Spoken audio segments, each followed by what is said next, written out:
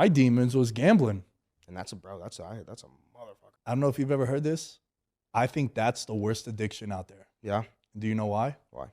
It's the only one you can win in.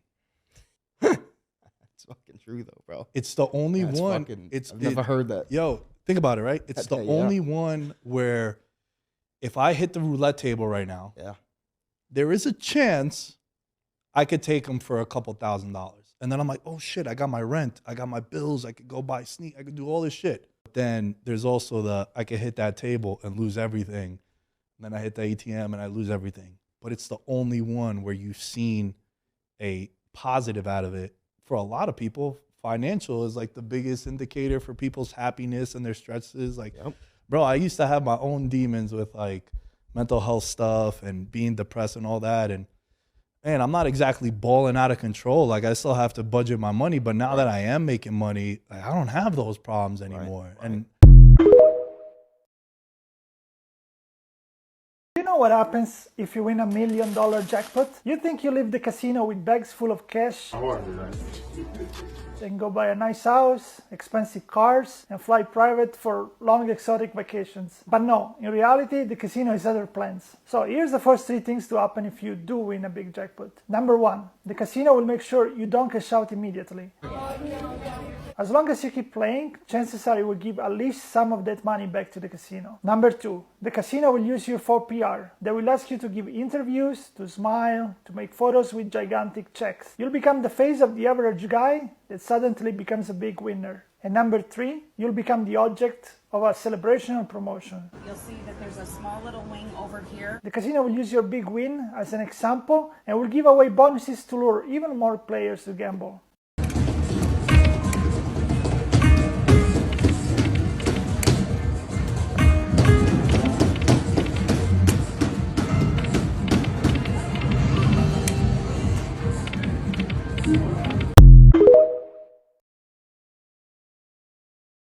Gambling addiction, like any other form of addiction, has the power to devastate lives.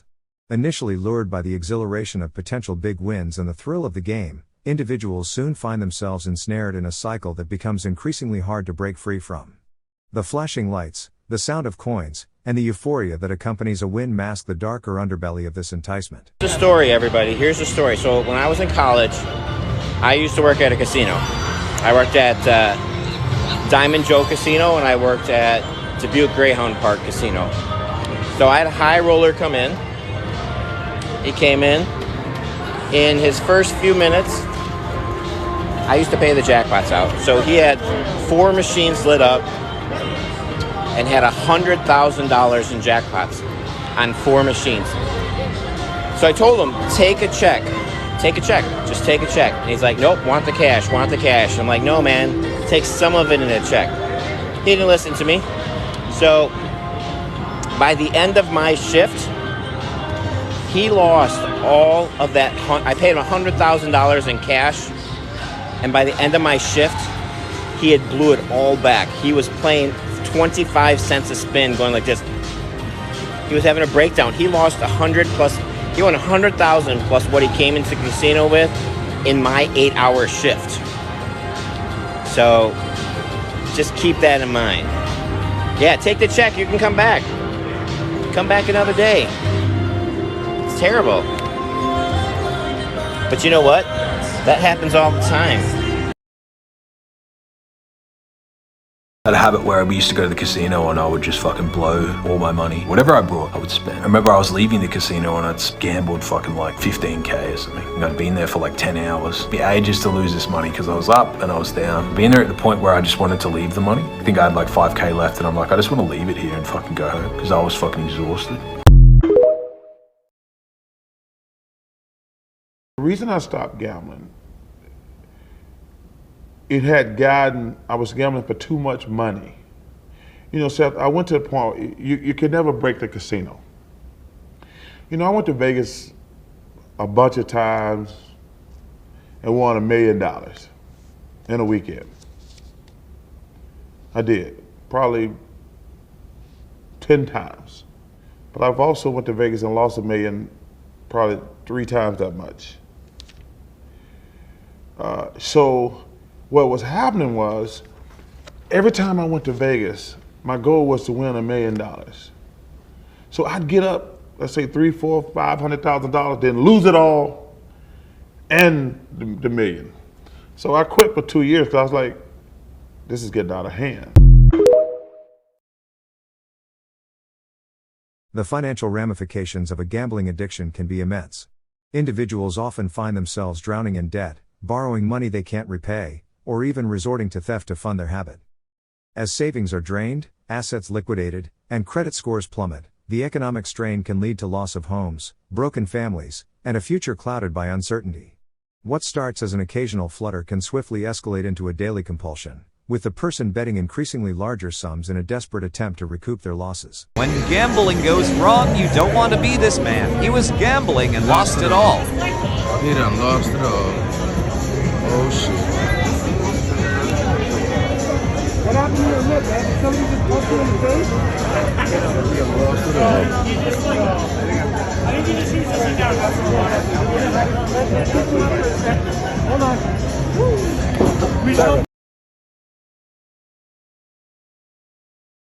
Decided to put it all on one bet, one horse in one horse race, the Cheltenham Gold Cup in March 2018. And if that horse won, I would have won that money back. I had the intention to pay everybody back. If it didn't win, it had literally become a matter of life and death.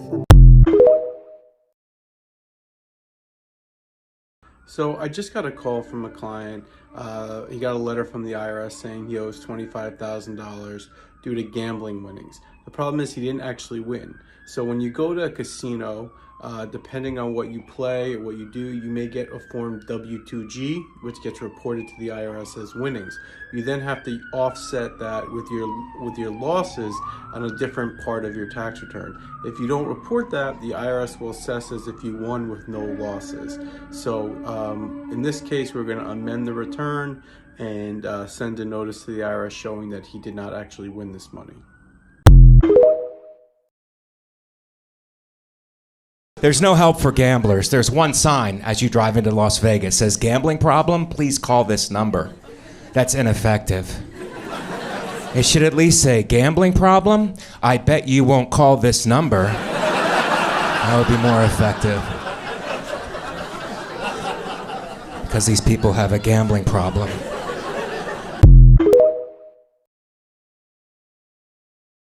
Beyond the fiscal consequences, the emotional and psychological toll is profound. The constant highs and lows associated with wins and losses can lead to a roller coaster of emotions. Feelings of guilt, shame, and self-loathing often plague the addicted gambler, pushing them further into isolation. They become trapped in a vicious circle, gambling to escape the pain, only to experience further pain as a result of their actions. You're not gambling with a slot machine. You're just losing. Well, you're playing a game. You are playing a game. Slot machines use a particular kind of what's called a reinforcement schedule. And what it teaches people is to be insanely persistent. So if you want to teach animals to pull a lever to the point where they starve to death, you use a variable ratio reinforcement schedule. And that's exactly what slot machines do. There's no excuse for it. There's a certain honesty to a mechanical machine, but there's a real dishonesty to an electronic machine. Are you going so far as to say the government is counting on those people to... They're encouraging it. Look, it's so hypocritical. I want to look at their ads. You know, there's the Ontario Gaming Commission, and then the ads are in large letters. Underneath it says, please gamble responsibly. And I think, well, first of all, gamble and responsibly are contradictions in terms. And I think it's, at least they should be honest about the fact that they're doing something corrupt, instead of saying on the one hand, well, you know, come out and have fun, and then saying on the other hand, well, we actually care about you. It's like, no, we don't care about you. The more money we can take from you, the better. And it's short-term and unimaginative. Gambling addiction is the hidden addiction. So how do you know if someone around you is struggling with a gambling problem? There's a few signs that you can look for, but remember, we can't change other people. We can only recognize that there might be a problem and point them towards resources that may help them. Someone who doesn't want to get help for a gambling problem won't. So here are the signs. If someone's taken an increased interest in sports and the statistics behind sports, there's a decent chance they're not doing that just as a fun hobby. They're probably gambling on the games. A really obvious sign may be that they're telling you that they're gambling and they're talking about it more often. If the only topic of conversation with someone seems to be about wagering money, there could be a decent chance that they're wagering at a volume that could be dangerous to their financial health. Something that I did when I was gambling that you might notice in a friend is taking frequent bathroom breaks. Now, of course, everyone uses the bathroom, so don't overreact if someone has to use the bathroom. But when I was gambling, I was going to the bathroom to check on scores of games that I had bet on, play blackjack, and then come up with more bets that I could place right before I came out of the bathroom. But although the signs might not always be clear, you can make them clear by asking your friend, hey, is everything okay? If you know someone well, you can get a pretty good idea of when they're lying to you. And as gambling addicts, we lie a lot, especially when the people around us ask us if we are okay. But there's always that chance that when you ask, are you okay? They'll tell you no, and they'll tell you why. So getting out there and giving it the chance really does make a difference. Follow this account if you want to learn more about gambling addiction, the signs of it, and how to recover from it. Do you gamble? Well, if you're married and you gamble, you may have a problem when divorce time rolls around, and it probably will roll around. If you've got a gambling addiction, and let's say you go down to the casinos and you spend $20,000 at the tables and you lose it all, well, your soon-to-be ex-spouse, when they file for divorce, is probably going to argue that that $20,000 was wasted and you wasted it on your gambling addiction. And your ex-spouse is going to argue that they should get $10,000 more than you do to make up for that gambling loss. What about if you borrow money to gamble? Let's say instead of spending $20,000, you borrowed $20,000. Now you've got a credit card debt of 20 grand because you didn't win at the tables. Well, guess what? You're probably going to be stuck with that entire $20,000 debt because it was of your own doing. Now, the same isn't true for winnings. Winnings, the spouse gets to enjoy those. It's just the gambling losses you lose out on. I'm just trying to get money, man. I'm tired of being broke. I know you're tired of being broke, and that's why gambling is it seems so enticing to people because it's a quick fix. But there's an ugly side to that, which is what you're living right now, where you're losing the money. You are not winning in life. Let that sink in. You are losing money. You're about to lose your wife. You're about to lose your family. Stop chasing a win. You got a win right there. Look at the win you already got. Can you turn to your wife right now and say, I have a gambling problem? Hold on. It's okay. It's all right. It's all right. Take your time. It's all right. I may, or I may not, but it looks like I do have a little bit of a problem with gambling. Moreover, the impact of gambling addiction isn't limited to the individual. Families suffer as relationships become strained. Trust is eroded when money goes missing, or when the gambler becomes emotionally distant, preoccupied by their next bet. Children may suffer neglect, spouses may feel abandoned, and friendships can deteriorate, all as a direct consequence of the addiction. Gambling addiction is a silent destroyer, often going unnoticed until it's too late. While the initial allure of gambling might seem harmless or even exciting, the long-term consequences can be catastrophic. It's a path that can lead to financial ruin, emotional distress, and fractured relationships. Society needs to recognize the seriousness of this issue, offering support, understanding, and resources to those afflicted, ensuring they have a fighting chance to reclaim their lives. So when I would run out of money, I would do absolutely anything to get more money so I could continue to gamble, whether that meant taking out new loans, taking out new credit cards, or trying to increase my current credit on my cards. I just didn't care. All I wanted to do was gamble, and I never cared about the real life consequences. All right, this is what's remaining of $10,000 tonight, $22.50. This is like the Hail Mary. So you put it in the old machine here, right? Then you bet $125 a spin, and then it says you don't have enough because you only put in 22 bucks. So you go for the old choose dragon and see if it gives you the lucky chance spin. Let's go. Come on. Winner. I got it. Okay, let's go. Now, be a miracle. Be a miracle. Fuck.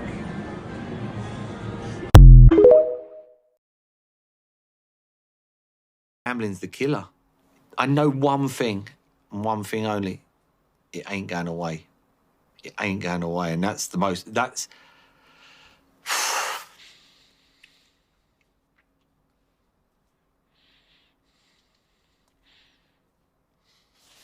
That's the scary thing. It ain't going away.